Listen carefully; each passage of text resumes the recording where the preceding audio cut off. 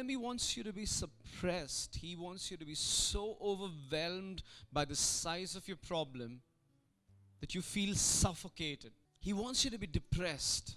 Oppression is when you're enemy conscious and not Christ conscious. Obsession, obsessed by your problem. Don't be possessed by your problem. The children of Israel were on the verge of one of the greatest breakthroughs that mankind was going to see.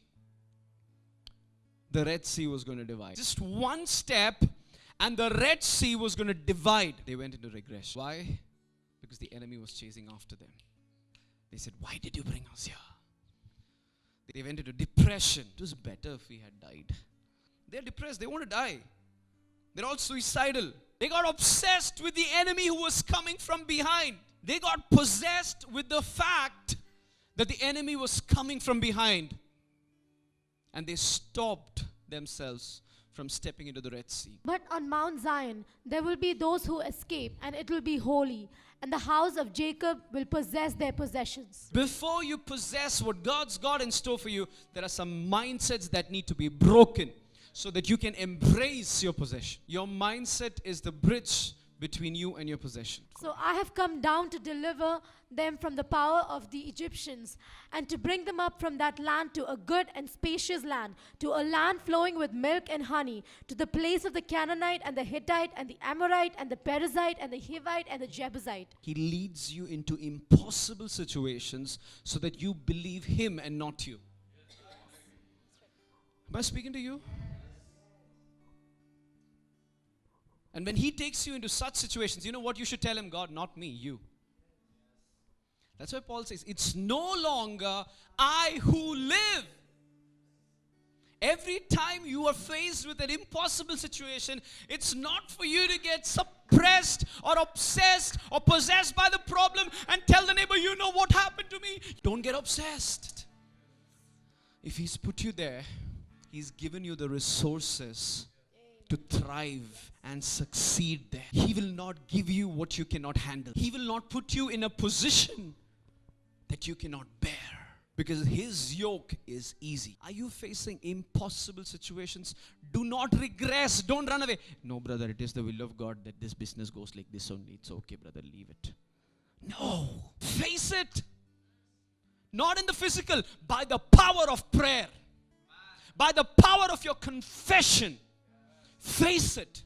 Speak to it till it moves away. When they returned from spying out the land, at the end of 40 days, they proceeded to come to Moses and Aaron and to all the congregation of the sons of Israel in the wilderness of Paran at Kadesh. And they brought back word to them and to all the congregation and showed them the fruit of the land. Thus they told him and said, we went into the land where you sent us, and it certainly does flow with milk and honey, and this is its fruit. Nevertheless, the people who live in the land are strong, and the cities are fortified and very large. And moreover, we saw the descendants of Anak there. They went into regression. They said, listen, God, your plan and all is good, but you look at the problem. So they are obsessed. They are only talking about the enemy. Are you understanding? They are only talking about the problem. They are obsessed and possessed by the problem that is standing between them and their promise. Then Caleb quieted the people before Moses and said, we should by all means go up and take possession of it, for we will surely overcome it. One of the greatest signs of conquerors and leaders is they stay quiet. In the midst of challenges, in the midst of oppression, they quiet them. But the men who had gone up with him said, we are not able to go up against the people, for they are too strong for us. So they gave out to the sons of Israel a bad report of the land which they had spied out, saying, the land through which we have gone in spying it out is a land that devours its inhabitants, and all the people whom we saw in it are men of great size. Then all the congregation lifted up their voices and cried, and the people wept that night. So Caleb is still in minority, right? The people are believing the negative report. Why is the Lord bringing us into this land? To fall by the sword? Our wives and our little ones will become plunder. Would it not be better for us to return to Egypt? So they said to one another, let us appoint a leader and return to Egypt. You see their mindsets? When Caleb is saying that we're not going to fall by the sword, we're going to win it. We're going to overcome it.